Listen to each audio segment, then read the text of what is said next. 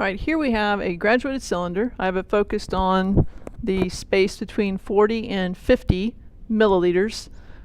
Okay. Every graduated cylinder is going to have a slightly different scale. Okay, it's up to you to figure out what that scale is. Okay, this one's sort of easy because you can tell it's got a lot of divisions.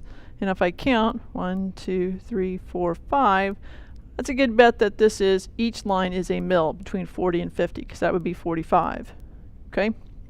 Now, a lot of people will waste time and water or chemical trying to get a certain volume. Sometimes the volume is not critical, you just have to know how much you did use. Other times you do need to know or have the right volume. This little device here,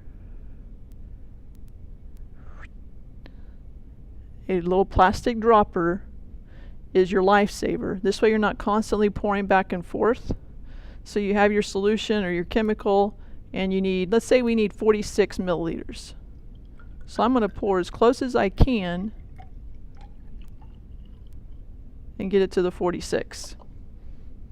I need to tap it so I can get rid of my bubbles. And notice I leave it here, and okay, that was kind of lucky. And it's right at 46. So we'll change this and say, let's get to 48. Okay. I can add very carefully with my little pipette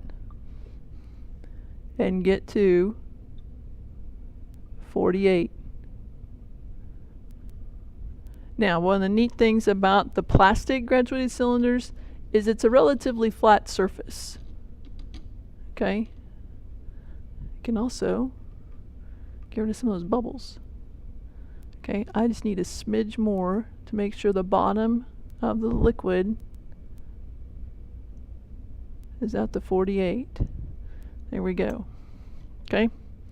If you overshoot it, let's say we needed only 45, you can also use your pipette to take some out. And this is much faster and less stressful than pouring back and forth in some never-ending